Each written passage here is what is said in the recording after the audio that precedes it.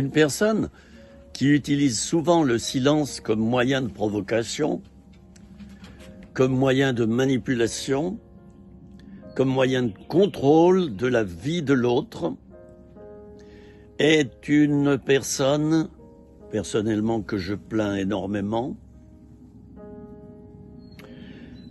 Et en général, qui est-elle, cette personne? C'est une personne qui est immature. Ça, c'est le premier point. Elle est immature. Car une personne adulte, mature et normale n'utilise jamais le silence comme moyen d'humiliation, d'abaissement, pour contrôler l'autre et lui faire penser exactement ce qu'on pense soi-même. Une personne normale ne pratique pas cet abus. Nous avons donc affaire, chers amis, frères et sœurs, à une personne immature, une personne mesquine, comme les enfants savent le faire, vous savez. Hein? Voilà, y a un croissant, maman m'a donné un croissant, et puis moi je vais en prendre 3/4 et je vais donner seulement le dernier quart à mon frère ou à ma sœur.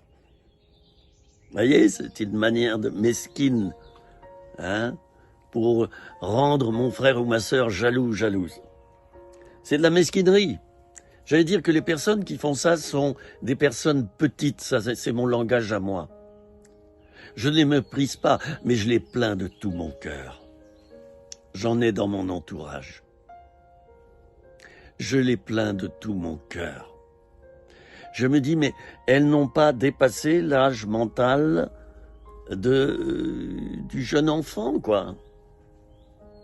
Mais oui, un être normal n'utilise pas cela. Quand il a quelque chose à dire, il le dit. Il est courageux. Alors, il y a donc, chez cette personne, un manque de respect, bien sûr, mais un manque d'intelligence émotionnelle. Oui, il y a un manque d'intelligence. Et d'intelligence émotionnelle, puisque le silence va toucher d'abord les émotions de l'autre. Il y a beaucoup de lâcheté chez cette personne.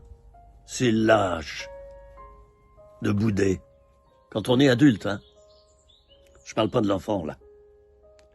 Quand on est adulte et qu'on boude, ou qu'on fait semblant de ne pas entendre l'autre, ou on fait semblant qu'il n'existe pas, on le supprime. Vous savez, la touche d'ordinateur, supr. On appuie dessus. On fait comme s'il n'était pas là dans la pièce, comme si on ne le croisait pas dans le couloir. On ne le regarde pas. C'est lâche, chers amis. C'est lâche. Et ça dénote un complexe d'infériorité très puissant,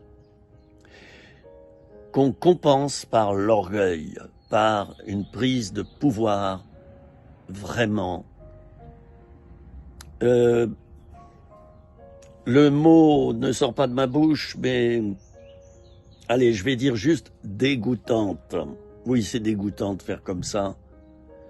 Et si parmi les personnes qui m'écoutent, il y en a qui utilisent ce moyen, je vous rejette pas du tout, je vous méprise pas, mais j'aimerais vous dire, réfléchissez à ce que vous faites, parce que vous détruisez des vies intérieures, vous détruisez votre entourage par vos silences. C'est pas comme ça qu'on est un homme ou une femme. Pas du tout. C'est l'inverse. On démontre aux autres qu'on n'est pas quelqu'un de bien. C'est de l'enfantillage d'utiliser l'abus du silence à ce point-là. C'est du sadisme, c'est de la cruauté. Oui, du sadisme. Les personnes qui, dans leur entourage, trient sans cesse et évacuent les autres, tel ou tel autre, sont des personnes cruelles. Elles font mal, elles aiment faire mal par leur mépris du silence. Je veux dire, le mépris qui est du silence. Quand on méprise à ce point les personnes et qu'on se tait, qu'on utilise le silence, c'est qu'on est vraiment bas.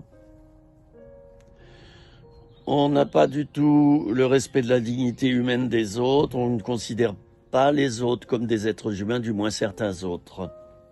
C'est pire que de la haine. On lui transmet des sentiments négatifs, du venin, on le pique, on l'empoisonne. Chers amis, fréquentons ce genre de personnes sans nous laisser atteindre par elles. Voilà la victoire. Elles ne veulent pas nous fréquenter, libre à elles. Nous, on est amis avec tout le monde. N'est-ce pas? Ça, c'est important.